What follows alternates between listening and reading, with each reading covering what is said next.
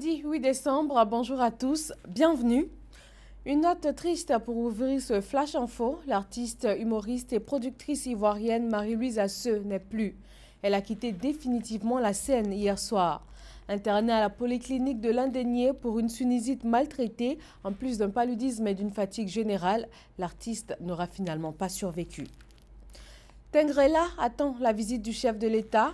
Le président Alassane Ouattara va inaugurer aujourd'hui même l'axe Boundiali-Tengrela, long de 124 km. Un événement très attendu par les populations de la région de la Bagoué. Abou Sanogo. Le président de la République, Alassane Ouattara, sera ce jeudi à Tengrela, où il va procéder à l'ouverture officielle de la route Boundiali-Tengrela, frontière du Mali. Dans la Bagoué, l'événement s'annonce donc comme une grande fête.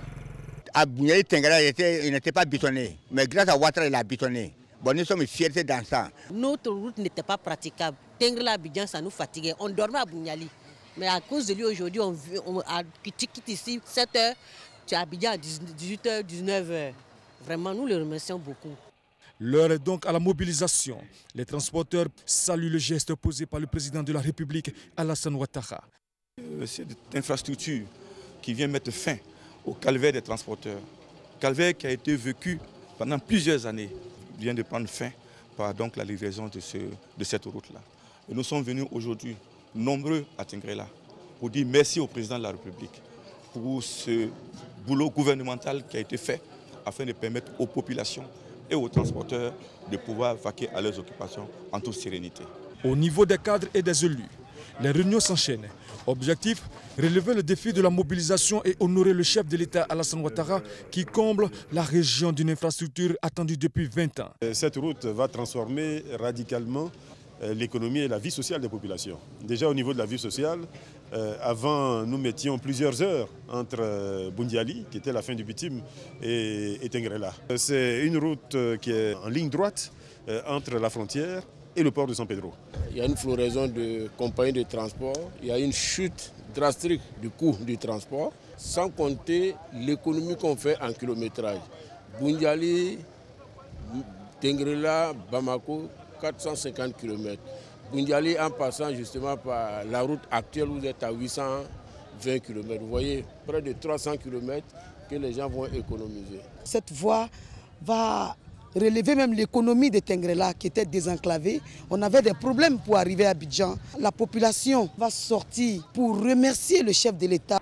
Financée par la Banque islamique de développement, la route Boundiali-Tengrela, frontière du Mali, désenclave la région de la Bagoué et relie les villes de Daloa, Séguéla, Kani, Boundiali et Tengrela en créant une ouverture pour le Mali sur le port de San Pedro. La campagne de commercialisation du café est ouverte depuis hier 7 décembre avec un prix de 750 francs CFA le kilogramme contre 670 francs l'année dernière. Ce sont des décisions issues du Conseil des ministres et la question des enfants microbes, la reprise des contrôles sanitaires à l'aéroport Félix Houphouët-Boigny, également au nombre des points du Conseil des ministres d'hier. Direction le Ghana, plus de 15 millions d'électeurs étaient appelés hier à choisir leur prochain président. 7 candidats, dont le président sortant John Dramani Mahama, sont en lice. Son adversaire le plus sérieux reste son principal opposant, Nana Akufo-Addo. Les premiers résultats sont attendus pour cet après-midi. En Indonésie, le bilan s'alourdit. Le cap des 100 morts a été franchi. Un séisme meurtrier a frappé l'ouest du pays hier mercredi. 102 morts, environ 700 blessés. Les recherches se poursuivent pour retrouver d'éventuels survivants dans les décombres. La province principalement touchée avait déjà été durement éprouvée en 2004 par un tsunami meurtrier.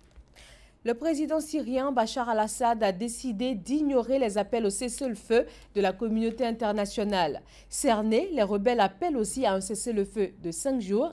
Les forces pro-régime ont repris 80% d'Alep. L'exode des civils continue. 80 000 personnes ont fui en un mois. Merci de votre attention. Rendez-vous à 13 h pour le journal. Mais avant, retrouvez David Mobio pour un plateau spécial avant le direct de Tengrela pour l'inauguration de la route Boundiali-Tengrela. Passez une excellente journée.